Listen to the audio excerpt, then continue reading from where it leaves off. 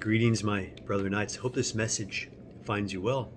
I'm here at the Supreme Knights of Columbus Convention in Nashville, Tennessee, and just want to share some words with you from 1 Peter 3:15, when he says, "Always be ready to give an explanation to anyone who asks you for a reason for your hope, but do it with gentleness and reverence." My brother knights, now that Roe versus Wade has been overturned, if it hasn't happened to you already, this is going to happen. Someone's going to ask you about abortion. They're going to ask you about the Roe versus overturning Roe versus Wade, and they might even family friend Catholic who's not quite in line with the church is thinking about Roe versus Wade, and it might shock you, might surprise you. But I encourage you, don't be shocked, don't be surprised, and try to, the best you can, respond with gentleness and reverence. One thing I've found helpful when talking about abortion is to stay on point. Very often the conversation can get led into secondary issues, or people bring up, well, what about rape? What about incest? Or what about this? What about that? And you can say, okay, well, hold on here. Let's get back to, what is abortion? What is abortion? Killing a child. It's not a reset button. There may have been some awful situation that happened, but rape and incest being right up there at the top, but even an unplanned pregnancy. But once you do the deed, whether it was consensual or not, there's no reset button. Once a child is formed, once the sperm and the egg come together and the life is processed, anything you do to mess with that is going to terminate that life, right?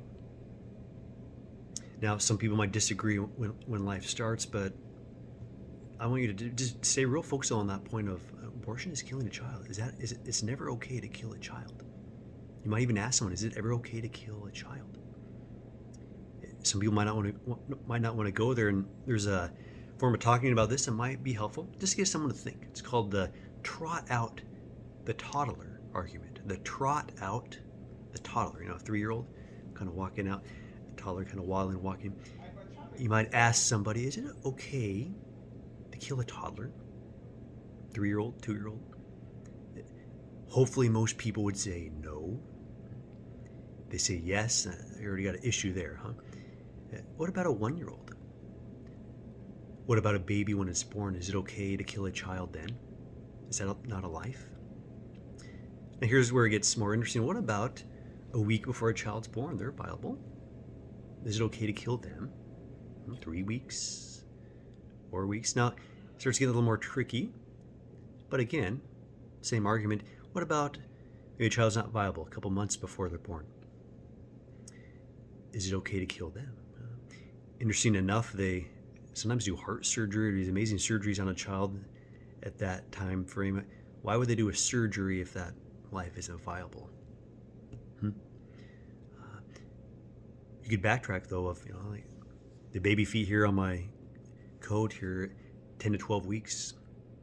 Baby feet are formed. You can tell that's a child. Is that child's life precious? Fancy words like fetus or embryo are fancy words for a developing child at a certain point in their development.